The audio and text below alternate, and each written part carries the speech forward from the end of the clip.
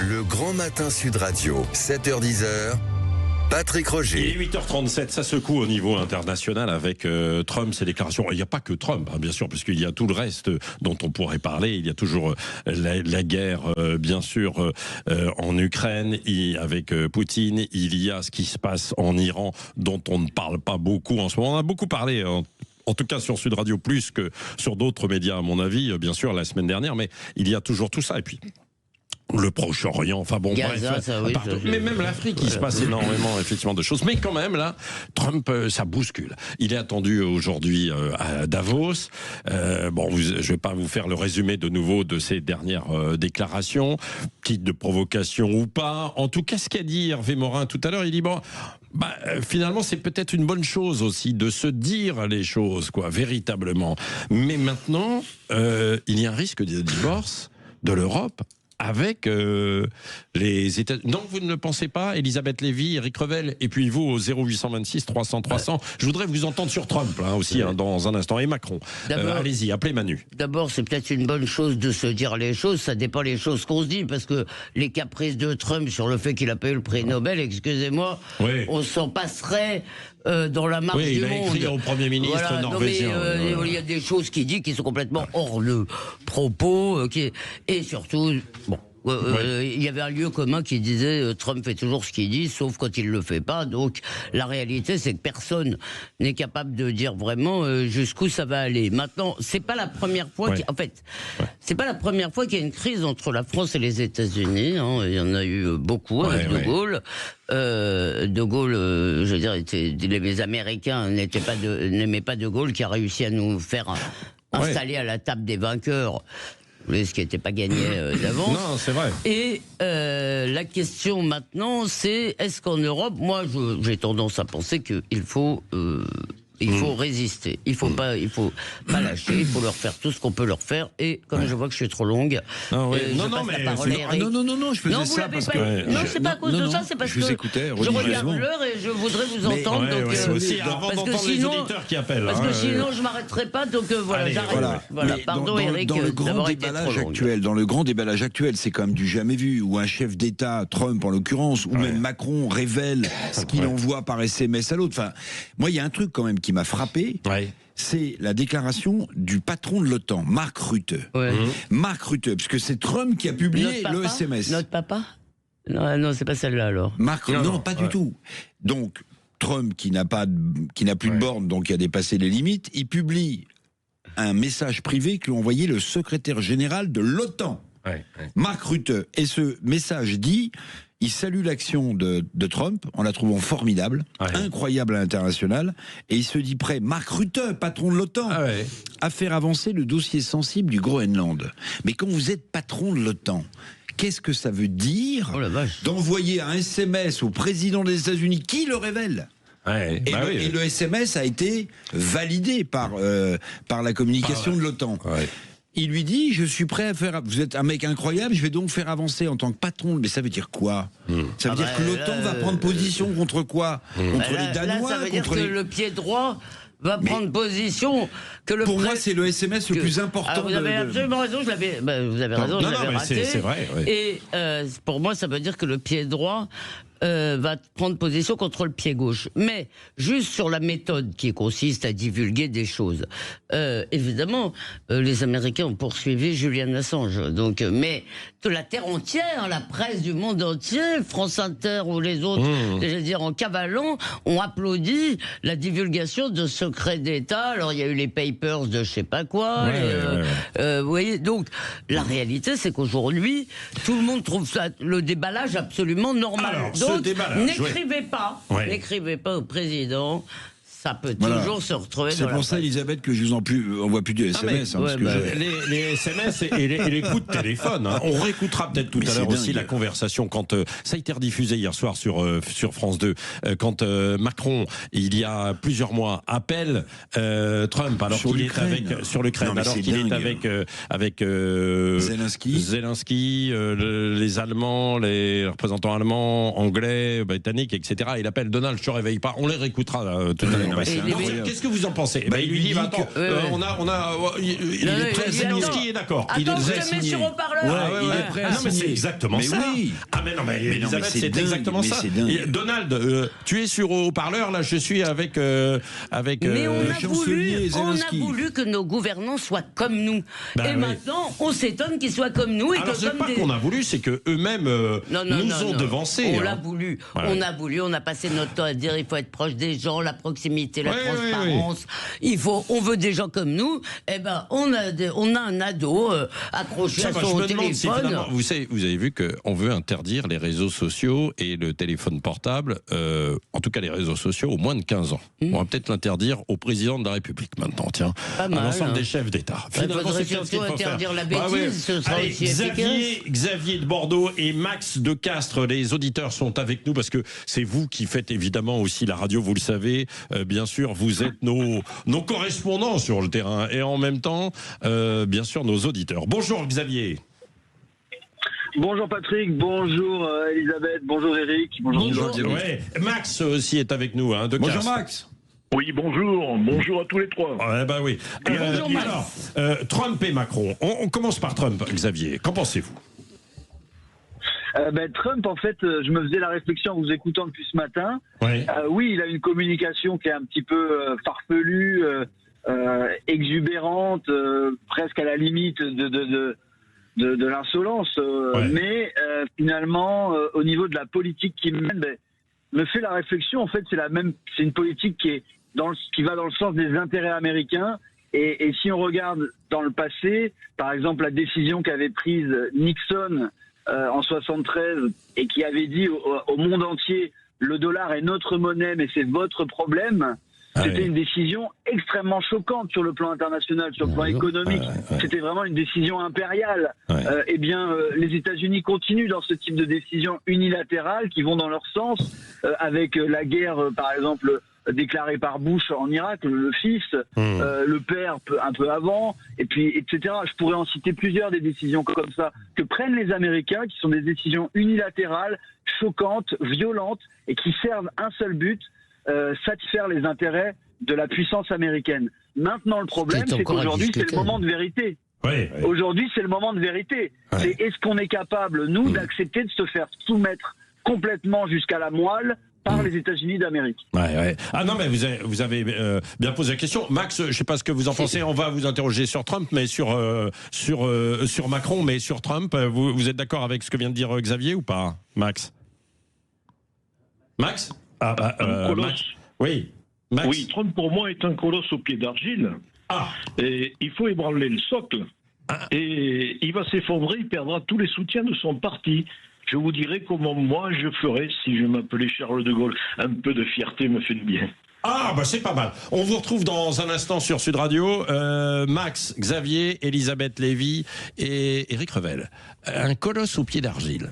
Il faut secouer le socle. Je sais pas si Elisabeth, vous êtes non. En tous les cas, je pense pas du tout que se fâcher avec l'Europe, qui est un grand marché pour les Américains, soit dans son intérêt maintenant. Mais nous sommes déjà vassalisés. Non, mais nous sommes une colonie numérique. Sans les Américains, nous n'avons pas de réseaux sociaux, pas d'internet, pas de. Ça y est, tout est coupé. Il n'y a plus, tout est coupé. Je n'ai plus X, je n'ai plus Google. Et vous je voulez n'ai dire plus que vous m'avez coupé le sifflet ? Voilà, non mais imaginons effectivement qu'on se brouille avec les Américains. On se coupe de tout. J'ai plus ma connexion avec la banque, évidemment, parce que tout passe par... On est une colonie numérique, bien sûr. Culturelle. Allez, pause dans un instant, on se retrouve. Vous avez la parole 0826 300 300. Et ça continue aussi avec Jean-François Aquili dans quelques instants, bien sûr. Le Grand Matin Sud Radio, 7h-10h, Patrick Roger. Allez, il est 8h49. On va continuer évidemment avec Elisabeth Lévy, Eric Revel. Vous également au téléphone, bien sûr, 0826 300 300. Xavier de Bordeaux et Max de Castres. On a parlé de Trump. On va parler un peu de Macron face justement à la riposte qui riposte ou qui se positionne aussi face à Trump. On va en parler ensemble et avec Jean-François Aquili qui nous a rejoint. Je vous dis tout en toute transparence, c'est parce que voilà, je dois partir. Hein, voilà, il faut que je parte. Oui, je vais voir Antoine Dupont et donc il faut que je parte. Voilà, c'est ça. Alors, je le rappelle, Elisabeth Lévy, je suis désolé pour vous. Ce sera pour la prochaine fois. Je ne peux pas vous emmener voir Antoine Dupont. Pourtant, j'ai joué sur des faux noms. Oui. Mais en revanche, il y a beaucoup d'auditeurs qui viennent qui ont joué, bien sûr, et qui ont gagné la possibilité de venir le rencontrer, Antoine Dupont, de gagner en fait un maillot qui va être dédicacé, de faire un selfie, etc. Et il y aura une interview réalisée par Christine Bouillot et une surprise également. Et on vous diffusera, Antoine Dupont, cette interview en fin de semaine, vendredi. Allez, je vous laisse avec Jean-François Aquili mener. Et puis toujours, Xavier et Max. Max, vous deviez nous parler d'Emmanuel Macron aussi, parce que vous avez solutions. De Gaulle. Oui, vos solutions. Oui. Des solutions gaulliennes. Allez-y. Juste un mot, Patrick. Les castrés embrassent Antoine. Oui, absolument. Ah. Bonne journée. Bonne journée. Oui. Bon Max, alors, Macron. Bonjour Max. Oui, alors Macron, si vous voulez, aujourd'hui, il faut porter un grand coup. Ce qu'il devrait faire là aujourd'hui, c'est sortir de l'OTAN tout de suite. Imaginez les États-Unis qui n'ont plus la France dans l'OTAN, qui n'ont plus aucun bouclier nucléaire sérieux dans l'OTAN. Croyez-vous qu'ils vont continuer à lâcher l'affaire ? Vont-ils prendre le risque de se retrouver demain avec une zone tampon qui n'est fait plus tampon ? Et là, à partir de là, tous les alliés à son parti de M. Trump vont lui dire « Garçon, tu as été trop loin. » Oui. Et on va le ramener à la table. C'est une baudruche, ça. C'est une baudruche. Il faut la dégonfler. Mais pour ça, il faut avoir des choses. Sortir de l'OTAN, vous dites, Max. Vous avez vu que ce matin, la France, donc Macron, Emmanuel Macron, le président, propose que l'OTAN se déploie au Groenland. Mais quelle OTAN ? L'OTAN américaine ou l'OTAN européenne ? Elisabeth Lévy. Ouais. C'est-à-dire, je vous rappelle, si vous voulez que. Non, mais c'est Eric, en fait, qui a apporté l'information la plus importante de cette matinée. C'est que. Vous êtes gentil, répète-le, avec Eric, moi. parce que. Mais non, mais c'est incroyable, puisque Trump a publié un SMS qu'il avait reçu du secrétaire général de l'OTAN, cher Max, la menace, écoutez bien. Et que dit Mark Rutte, le patron de l'OTAN ? Il dit à Trump, vous êtes formidable, votre politique internationale est formidable. C'est un admirateur de Donald Trump. Hein. Et je vais vous aider sur la question sensible du Groenland. C'est le patron de l'OTAN.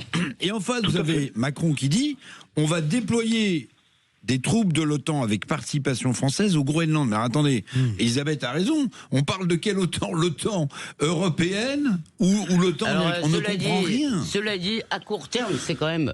À court terme, il n'y a pas grand-chose dans le dur qu'on puisse faire pour arrêter les Américains. Si jamais d'aventure Trump veut aller jusqu'au bout et employer la force. En revanche, la question de vérité, c'est de savoir si nous allons enfin arrêter de répéter la même chose. Gna gna, il faut qu'on assure notre sécurité. Moi, depuis que je suis étudiante à Sciences Po, j'entends dire que les Européens doivent payer pour leur sécurité.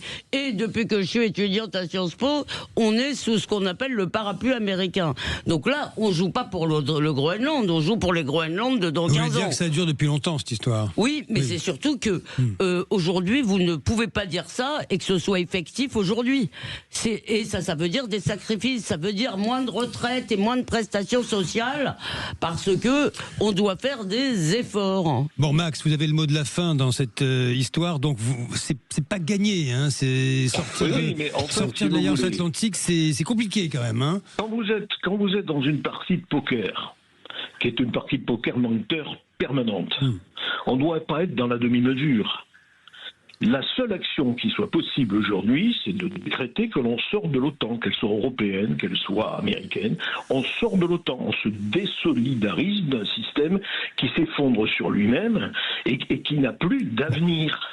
C'est-à-dire vous avez donc une raison de défendre le Groenland. Oui, faire du Trump face à Trump. Peu importe ce qui va se passer dans un tout premier temps, inévitablement, il va y avoir les députés, les membres du Sénat américains vont devoir se ressaisir parce qu'ils vont perdre la zone tampon.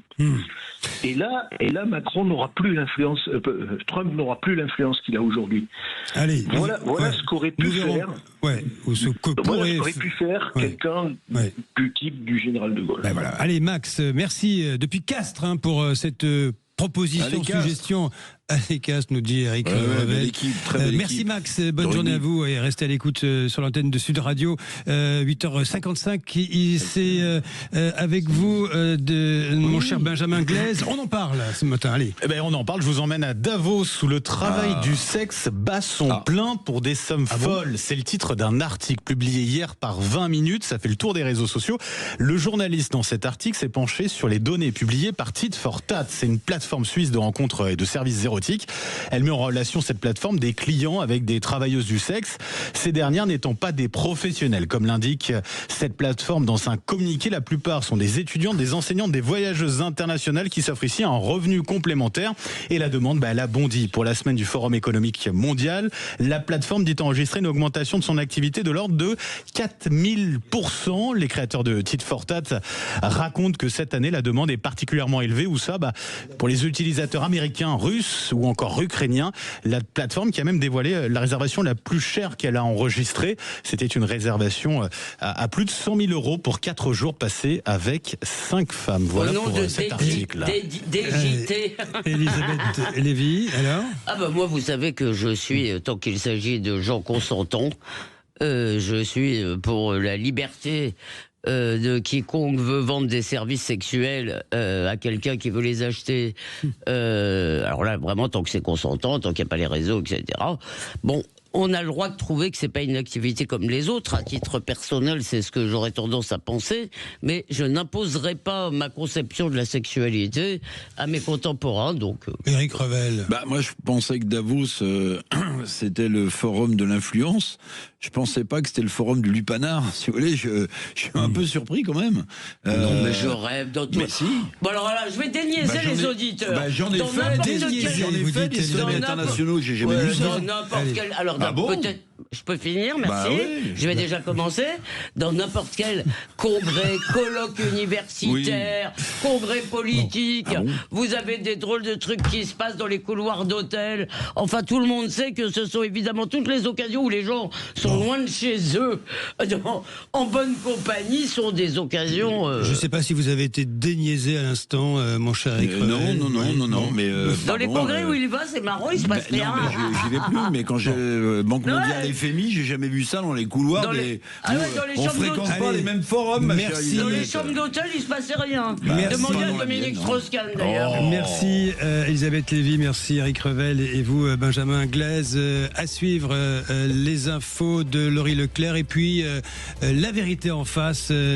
J'en appelle à vous au 0826 300 300. Les sujets sont nombreux ce matin autour de Donald Trump et la réaction d'Emmanuel Macron. Il y a également l'accord Mercosur et les eurodéputés qui doivent saisir ou pas la Cour de justice de l'Union européenne. Vous avez entendu Hervé Morin ce matin, le président de la région Normandie qui soutient David Lisnard, désormais candidat officiel, le maire de Cannes. Faut-il une primaire à droite de Darmanin à CNAFO, également invité, ce sera à 9h30 tout à l'heure, je vous donne le programme de La Vérité en face, ce sera Fergan Aziari, l'essayiste, auteur de l'Islam contre la modernité, à 8h58.